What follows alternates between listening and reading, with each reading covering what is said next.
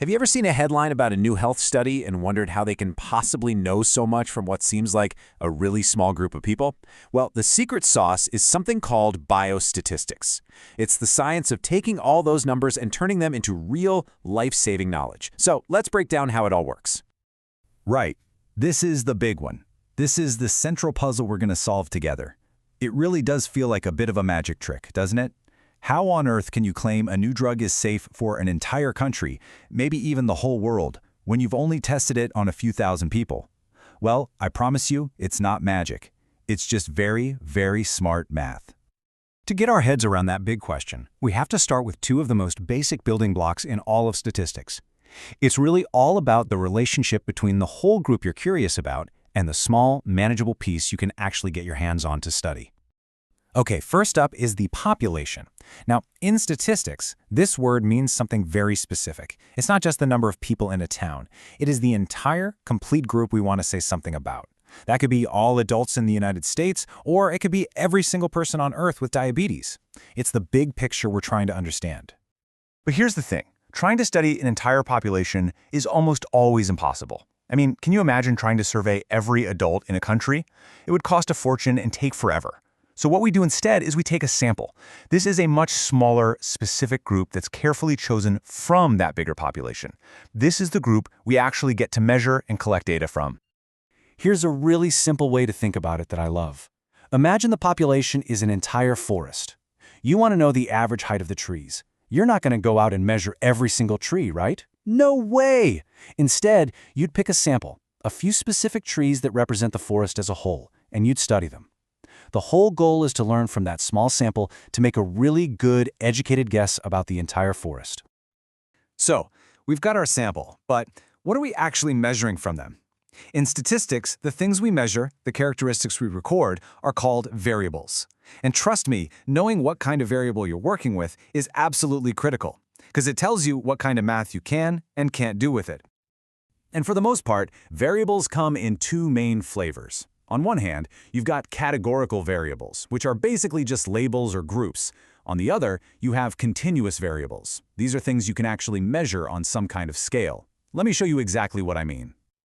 Categorical variables are all about putting things into boxes, into distinct groups. Think about it. Your blood type is either A, B, AB, or O. There's no in between.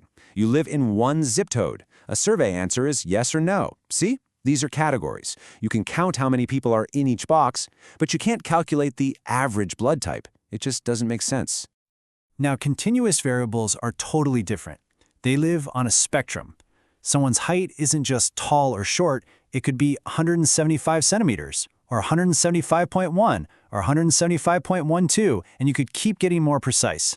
It's the same for weight, for blood pressure, for temperature. You can measure these with incredible detail, and this is key, you can calculate a meaningful average. All right, so we've gone out, we've collected our data on our sample. Maybe we have a big spreadsheet full of height measurements or blood pressure readings.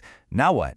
A raw list of numbers is basically useless. It doesn't tell us a story. We need some tools to help us summarize it all and find out what's really going on.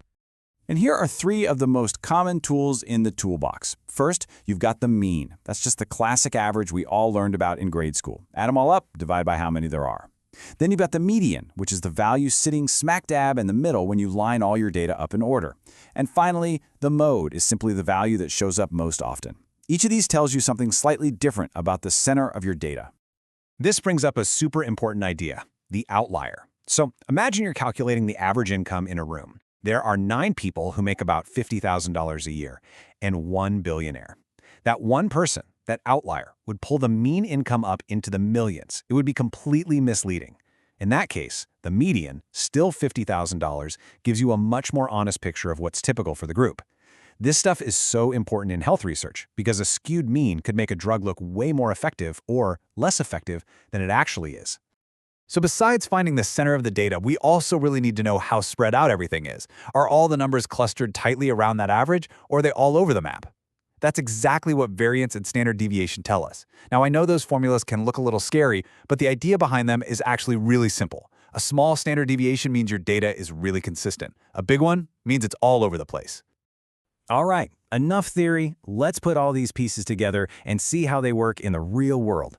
We're going to walk through a simple, practical public health example step by step. So picture this. A public health team has a new vitamin, and they think it might help children grow taller. Now, obviously, they can't give it to every single child on the planet, so they design a study.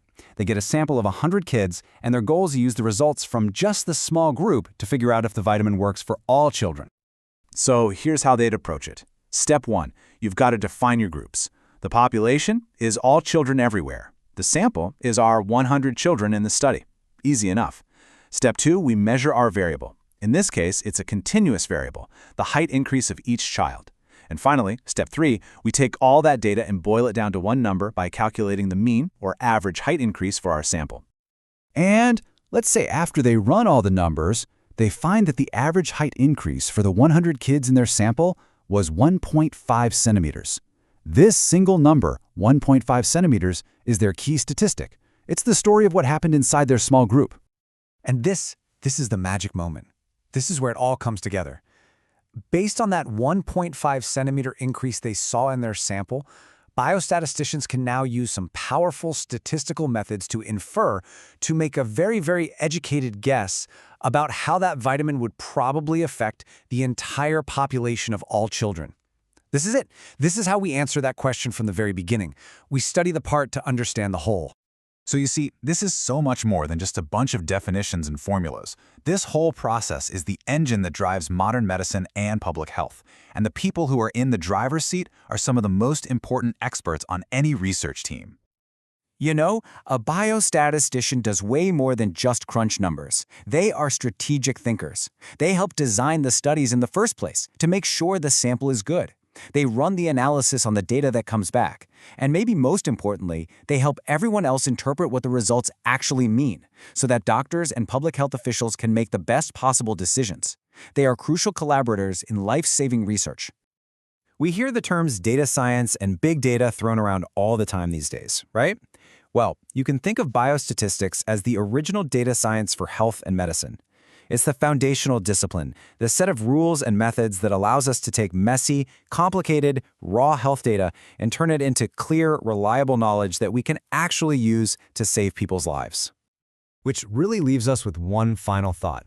We've used these principles to create vaccines, to understand chronic diseases, to figure out how to live healthier lives. So now, as we're able to collect more data than at any point in human history, what's the next huge public health puzzle that you think we can solve with these tools?